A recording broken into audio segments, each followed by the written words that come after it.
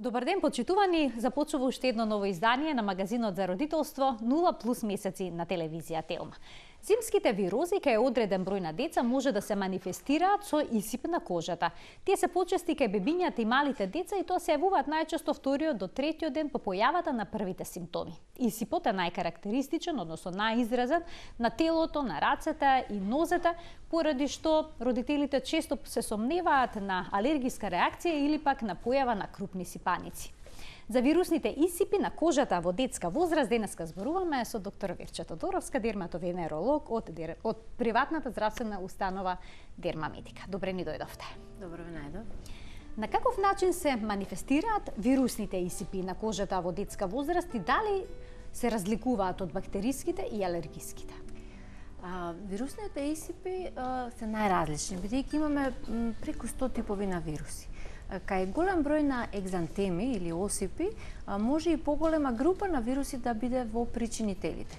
А манифестацијата е обично во форма на, ние велиме макулопапулозен исип најчесто, со тоа што тоа е исип или во ниво на кожа или како мали ситни брунчиња кои може да бидат да речеме да коалесцираат, односно да зафаќаат поголема површина или пак одат строго по еден одреден распоред. Најчесто дилемата е со алергиските исипи, бидејќи и тие знаат да бидат дифузни генерализирани и тука е најчесто да речеме диференцијалната дијагноза. Инаку бактериските исипи се сосема поинакви. Така се манифестираат на поинаков начин. Да, кај дечињата ние велиме баш во тој период, нели првите 5 до 6 години од животот, се карактеристични 6 исипни трески. Значи тоа се исипи, исипи на кои што им претходи температура, одредени продромални велиме симптоми на малаксаност, на намален апетит и слично, и потоа следи појава на исип. Тие 6 заболувања се морбили, варичела, рубеола, потоа четвртата, таа е единствена што не е вирусно предизвикана, скарлатина или шарлах кај народот, петата болест е инфективен еритем и шестата е екзантема субитум или тридневната треска. Тоа се најчестите во оваа популација и кај родителите обично предизвикува, да речеме, вознемиреност, бидејќи обично се по целото тело расширени. Само дерматологот ќе може да препознае врз основа на тоа како почнал исипот, анамнестички доколку земе добри податоци што претходело на тој исип, како се развива, дали е мономорфен или истој или насекаде подеднакво распореден или само на одредени регии. Тоа ни помага во поставување на дијагнозата и секако многу важно е сепак да се направи една диференцијална крвна слика од прсте кај малите дечиња, каде што го гледаме бројот на леукоцитите и типот на одредени бели крвни клетки, како што се лимфоцитите кои што се зголемени во вирусни инфекции, а гранулоцитите кај бактериските. И тоа исто така ни помага во поставувањето на точната дијагноза. Колку често се јавува тридневната треска, зашто точно се работи, што е тоа розеола? Така. Тридневната треска, екзантема субитум или розеола инфантум е прилично честа, да речам, исипна треска во детската возраст, која што во првите 2 години од животот може да се јави дури и до 70% од дечињата.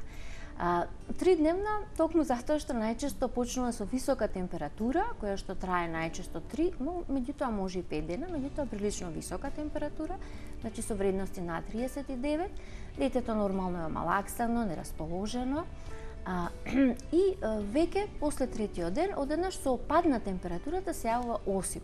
Претежно тој се јавува на трупот во форма на мали макули, односно црвенила во ниво на кожа и со некое брунче, значи малку над ниво на кожата, меѓутоа во главном на трупот и на екстремитетите и трае многу кратко.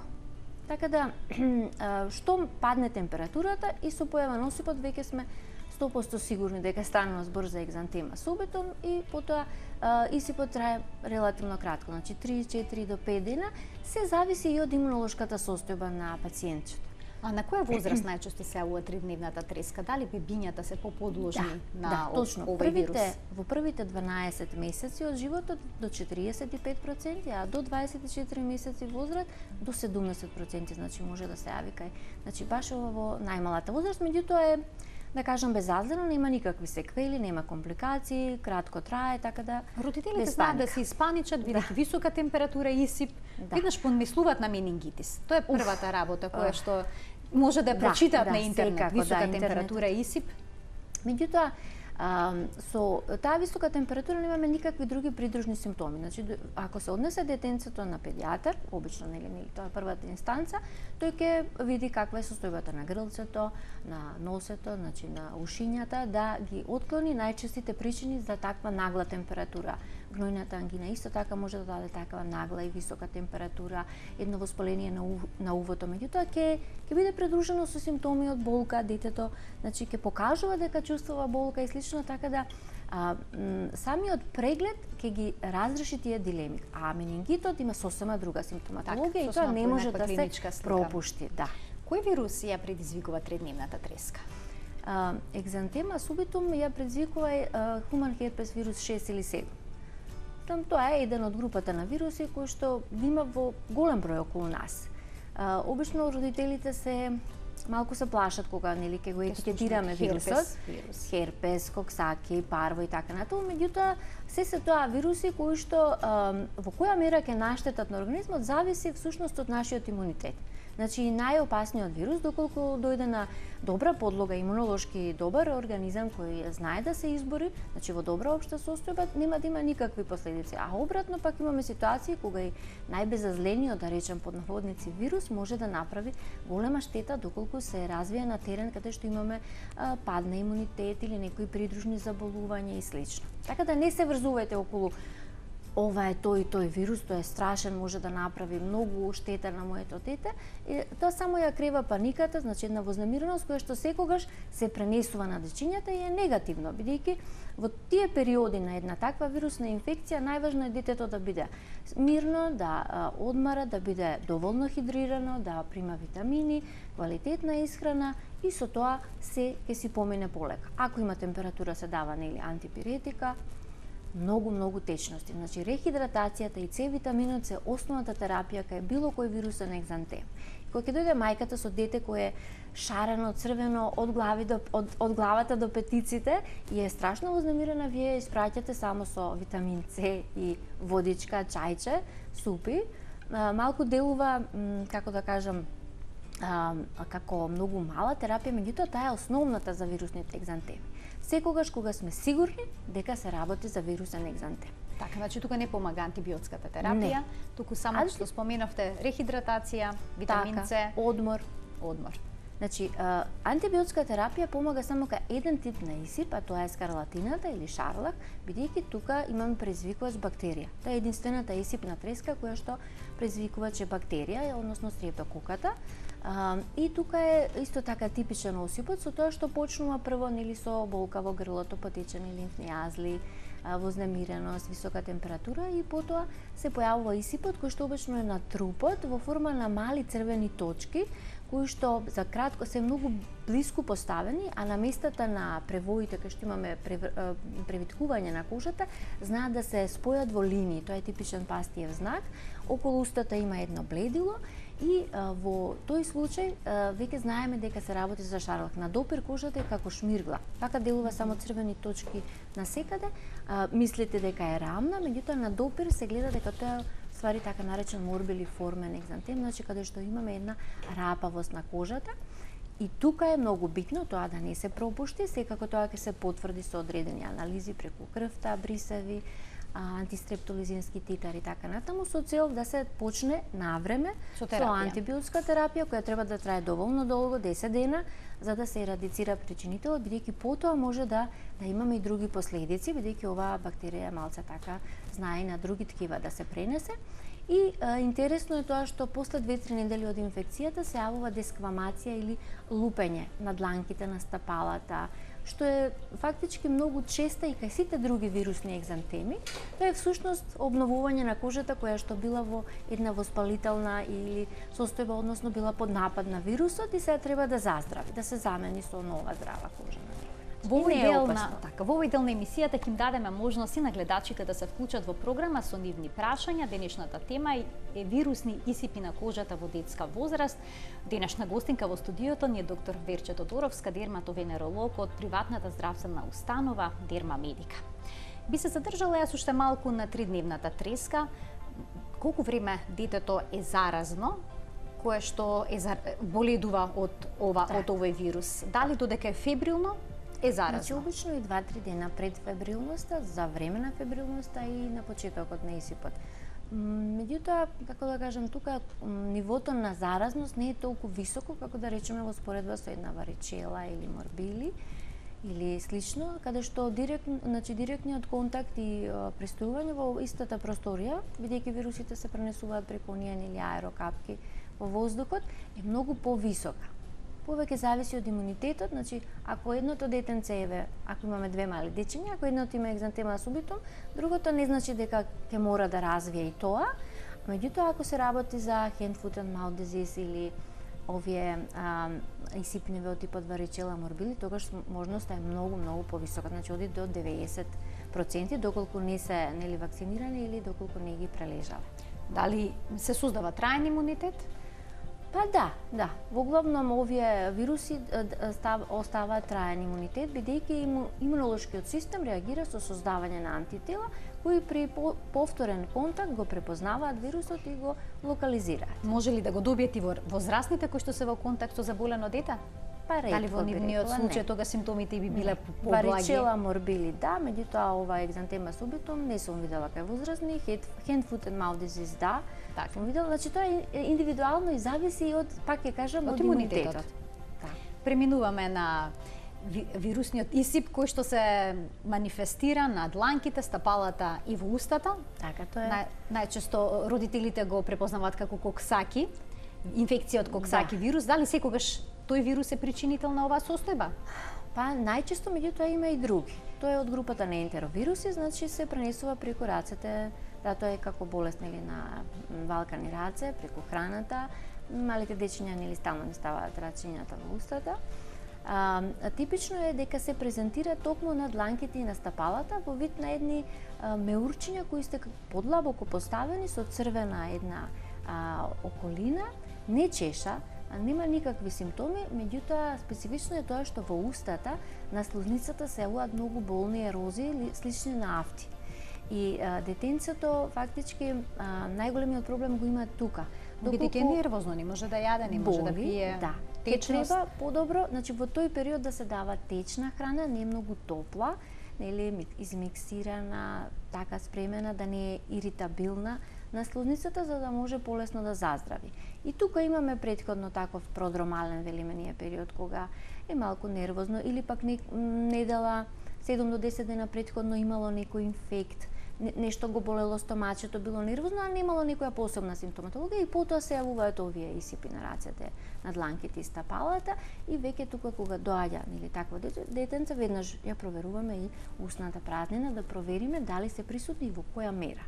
Кај некои се малку присутни, немаат толку мака, ама кај некои може да бидат и исто во зависност од имунолошката состојба на детето. Ама ништо страшно и тука, значи тоа е вирусна инфекција која што ќе си помине, немаме никакви секвели. Имаме гледач на линија. Да го слушнеме неговото прашање. Добар ден, повелете. Добар ден, дали се слушаме? Да, јас ве слушам. Да, одлично, во програма сте, повелете. Поздрав до докторката и до вас, до водителката. Имам за годишна керка. Пред еден месец, 3 дена имаше температура 38. Не кашла, нема секрет, ништо, не беше болна. Помислих дека е варичела, да не, ајде викам да оставиме да избие. Ама третата вечер, она почна од препоните да се сипа, како црвенило јадеш, па по грбо, кај ушинцата и до сабајле не знаеме што е, однесеме на брза помош и ставија урбазон за алергија. После кај однесеме кај матичната, она кажат демека не знам крвта како беше, не се сеќам пошто резултатот кај докторката, ни даде антибиотик. Ама алергијата се повлече од урбазонот, од инекцијата. Така. Ама многу се чешеше само И демек после било како некој вирус, ама за тоа сега не знам, не е јасно и бееме збунни, не знаеме как да реагираме. Ние помислиме дека е сипаница. Така, најчесто родителите помислуваат дека е сипаница. Ви благодарам што се вклучивте во програма. Кај сипаницата имаме локализирани малечки меурчиња кои што прво се прозирни, а потоа полни со течно, мислам, прво течноста е прозирна, па потоа станува како жолтеникава и на крај пука и се јавуваат красти. Кај варичелата овие први симптоми се разнесени обично во главата и надолу потоа по трупот и се поединечни. Тук таму по некој е како бобуличка. Значи може и на лицето да се јави за почеток, иако е повозрасно дете дури да помислиме дека се работи за акне. Така наликува. Меѓутоа потоа како тие еволуираат, фактички во еден момент ние велиме во различни фази од развојот различни промени, така да ова воопшто не е асоцирана варичела. А бидејќи се јавило во прегибните регии, може да е еден тип од ово од Шарлах, кој што ви кажав, бидејќи е даден антибиотик, меѓутоа не можам да тврдам. А урбазонот на било која, да речам, исип, придружен со чешање, би помогнал доколку се работи за алергиска реакција. Меѓутоа во ситуација кога е вирус или бактерија, тогаш баш и не е пожелно. Значи диференцијалната крвна слика би можела да помогне и секако можеби подобро посета кај дерматолог кој што ќе може да го евалуира исипот точно. Така. Имаме уште еден гледач со прашање. Добар ден. Добар ден, во програма сте? Се исклучи гледачот? Прашање до докторката да може? Може, секако во програма сте, повелете. Така, видите, работи се за повозрастна особа, мислам за возрастна особа. Што може да каже докторката за исип по кожата со црвени флечи, набрекнати од кожата, повремено се јавуваат, мислам снемаѓи, па повторно се јават. Дали е во прашање некоја алергија, ама мислам дека не е во прашање алергија, затоа што особата има примано таблети Нихар против алергија за цел месец терапија и ништо од сето тоа. Мислам, дали се работи за нешто друго или мислам чисто нейно мислење да слушнеме. Така, ви благодарам што се вклучивте во програма. Можете ли да дадете одговор, бидејќи одстапува од денешната тема прашањето? Не, без оглед, значи, меѓутоа анамнезата не е доволна. Ако се тоа црвени печати, како уртики, како од коприва, кои што најчесто така се појавуваат, па сами од себе се губат, во рок од најмалку 24 часа на различни делови од телото, тоа асоцира на една уртикарија, која може да биде и хронична, значи да не биде само акутна, туку да трае подолго време. Кај нас, значи, тоа периодот е до 6 недели и над 6 недели. До 6 недели е акутна, над 6 недели е хронична. Истражувањата се различни за акутна и за хронична врста на уртикарија, доколку станува збор за тоа. Бидејќи само во тој случај тие промени сами се јавуваат и сами се губат. Во било кој друг исип од овој тип што веќе го евалуиравме, тие прогредираат и по известно време постепено се губат и бледеат. Од друга страна пак може да се работи и за сосема, да речем, голема друга група на заболувања, кај што исто така имаме печати, меѓутоа не можам баш да кажам сега со толку малку податоци, бидејќи се работи за повозрастна особа, така да тука може многу работи. Може да се работи за физикална уртикарија, каде што се јавува такви црвенила само на местата на притисок, или во услови на зголемен стрес се јавуваат тие печати па се губат. Значи треба една добра широка анамнеза и увид во тоа како изгледаат промените, за да веќе се насочиме во кој правец да размислуваме. Така, да се вратиме на денешната тема, исипи вирусни на кожата во детска возраст. Би продолжила со коксаки, бидејќи е една состојба која што е многу карактеристична за децата кои што одат во градинка, зашто таму се јавуваат најчесто мини епидемии. Таму имаме, значи, на едно место поголема фреквенција од точно онаа возрастна група која што е најподложна на тие вируси. И таму нели ги гледаме тие инфекции. Бидејќи тука дечињата се постојано во контакт, доколку кај едното се јави, нели понатаму тоа лесно се пренесува и на целиот тој колектив. Меѓутоа, пак ќе кажам, значи затоа е битно, доколку мајката забележи кај детето одредени промени, да не го носи во градинка тие денови кога е инфективно, кога знае веќе или кога ќе се јават симптомите, бидејќи некогаш и пред температурата, тие 2-3 дена, тие се инфективни. И сега во која мера тоа ќе се разнесе, зависи пак од имунитетот на другите дечиња. Меѓутоа, штом веќе видите дека вашето дете не се чувствува добро, има температура, се јави осип, не го носете во градинка, бидејќи таа болест ќе се прошири. Родителите најчесто прашуваат колку време трае исипот на дланките, на стапалата, дали треба да ги мачкаат со некакво средство, Ништо тука дали не помага. остануваат лузни на тие места. Не. Значи тоа се длабоки меурчиња кои што на крајот фактички со тоа што се смирува реакција, тоа е реакција значи помеѓу организмот, имунитетот и вирусот. Тука е локализирана и по извесно време како таа реакција бледне, така и тие постепено значи се губат, бледеат и на крај имаме лупење. Само тоа, може да се јави промени на ноктите, дури и до разлистување и паѓање, меѓутоа тоа се регенерира. Значи нема трајни последици. Така ке возрастните доколку се заразат од детето кое што има коксаки вирус, дали симптоматологијата е малку поизразена, бидејќи Па не. Обично тоа важи повеќе за варичелата и морбилите, кај возрастните се во потешка клиничка слика и со поголема инциденца на компликации. А што е со паровирусот, оној кој што се јавува најнапред на обравчињата на децата? Тоа се викаме пета исипна болест или инфективен еритем. И почнува карактеристично со црвенило на обравчињата кои што личат како да се со шлаканица удрени, баш така стои во описот на заболувањето, во симптоматологијата. Првите 2-3 дена, значи, обично е само црвенило на образите, кое постепено бледе, за потоа да се пренесе осипот на екстремитети, значи на рацете, на нозете и тоа како една мрежаста структура, велиме налик на чипка. Овој осип може да трае и до 4 до 6 недели со тоа што не се губи веднаш, туку постепено избледнува. А има тенденција во услови ако детето трча, ако е во топла просторија, ако го капете со многу топла вода, да тој осип се назначи, односно да се зацрвени, а потоа да избледи. Значи тоа зависи од активностите на детенцето. Обично е во добра општа состојба, можеби само на почетокот дури се тие обравчиња нели се појават, меѓутоа нема некоја да речеме омалаксаност или други некои симптоми, што се вели на нозе ја прележуваат без никакви секвели. Во период на епидемија на морбили стана јасно дека повеќето луѓе не прават некоја голема разлика помеѓу морбили и варичела. Која е суштинската разлика? Кај морбилите имаме една многу, да кажам, почетокот е многу силен. Имаме висока температура, интензивна омалаксаност, црвени плачни очи, велиме плачна маска, интензивна секреција од носот, болка во грлото, сува кашлица. Значи, почетокот наликува на грип, да речеме, просто кажано, меѓутоа детенцето, човекот воопшто се чувствува многу лошо.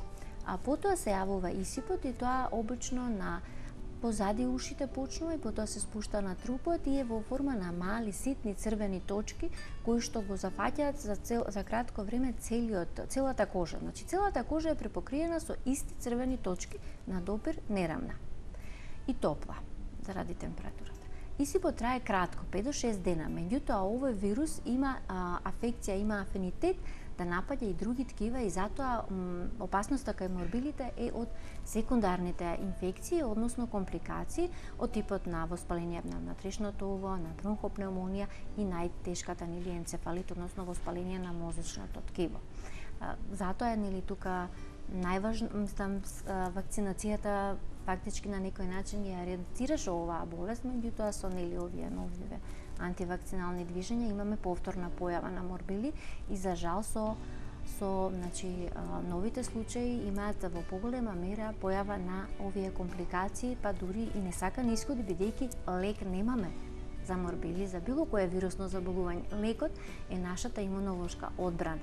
Така, имаме гледачна линија пред да продолжиме со варичелата, да го слушнеме прашањето. Добар ден, повелете. Добар ден. Во програма сте. Да, поздрав до вас и од докторката. Само едно прашање. Значи, се работи за 2,5 годишна девојче. Пред околу 2 месеци се појави исип со црвени точки само околу устата и нозето. На дерматолог бевме ни ја препорача кремата екзодерма, меѓутоа немаше подобрување. Сега ја користиме Blue Cup и се повлекуваат, но кога ќе престанам да ја користам, повторно и се појавуваат. Знам дека таа крема не се користи долг период. Сега не знам што да правиме, дали да продолжам да ја мачкам со таа крема или... Така, ви благодарам за прашањето. Да. Обично во пределот околу устата и носето, кај атопичните дерматити, знае да се јави сувост, црвенило, меѓутоа вака како баш црвени точки, не би можела да кажам. Периоралниот дерматит обично го гледаме кај повозрасна популација, меѓутоа не е исклучено. Би требало да се види ако е толку упорно, значи покрај терапија и нега, соодветно повторно се јавува, треба да се направи еден убав преглед. Кај атопичните дерматити знае тој предел да се осипува доколку детенцето јаде некоја храна која што е иритабилна за него, дали цитрусни овошја, агруми, потоа, не знам, некои покиселкасти вкусови како домат, јаготка и слично, или пак одредена храна која што на некој начин на која е интолерантно, па дури и алергии може да постојат. Затоа треба една добра анамнеза да се види во кои периоди таа состојба се влошува, дали е постојана, дали се повлекува комплетно или пак само додека се оди со оваа емолиентна терапија. Ова не е лек, терапија во права смисла на зборот, етиолошка што велиме против предизвикувачот или самата или симптоматска, зависно од проблематиката. Битно е да се уточни дијагнозата за да видиме што најдобро би помогнало во овој случај. Да преминеме на варичелата, односно овчат или крупна сипаница. Постои убедување дека децата кои што се болни од крупна сипаница не треба да се тушираат за време на симптомите и дека според најновите препораки не е пожелно да се употребува за смирување течна пудра, но ете тоа е еден од примерите каде што се коси она што е некогашен став со она што е општо прифатено од популацијата. Значи, туширање може да има благо само со вода, млака вода и да не биде тоа многу често, бидејќи меурчињата се многу нежни и можат лесно да се екскорираат, односно да се разгребат, да се отворат и се направат крастички, кои што понатаму се подлежни на суперинфекција.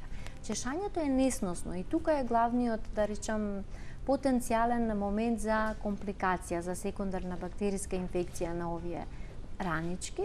И затоа е битно да го намалиме тоа чешање, а тоа може да биде со локално нанесување на препарати на база на каламин, кој што го има веќе и во нашите аптеки, кој што го смирува чешањето, ако е чешањето несносно. Може дури да се даде и антихистамини од постарата генерација, за да се смири детенцето. И секако, постојат и одредени купки со овесни снегулки, кои што на некој начин делуваат смирувачки на кожата и како емолиенти и го намалуваат чешањето. Зошто не се препорачува течна пудра? Затоа што тука имаме многу цинк-оксид, таа прави како корупка. Таа корупка на крај ќе треба да се откачи и ќе имаме подолготрајно заздравување на оној дел под корупката. А со помош на каламинот, значи ние го оставаме, го намалуваме чешањето, нема можност од инфекција и еволуцијата на тоа меурче си оди постепено. Може во крајните стадиуми, кога се крустички, за побрзо заздравување да се дадат одредени кремички кои што ја забрзуваат епителизацијата, а при сомневање за бактериска инфекција, значи ако тоа загнојува, црвене, има секрет, тогаш се дава и локален антибиотик. Ви благодарам, доктор Верша, што бевте наша денешна гостинка и што проговоривте на оваа тема, што дадовте појаснувања поврзани со најчестите вирусни исипи во детска возраст, како ќе рековте, шесте исипни трески. Почитувани, ова беше се во денешната емисија. Се гледаме секој работен ден во рамки на утринската на Телма. Денешна гостинка во студиото ни беше доктор Верче Тодоровска, дерматовенеролог од приватната здравствена установа Дерма Медика. Се гледаме повторно утре. Пријатно!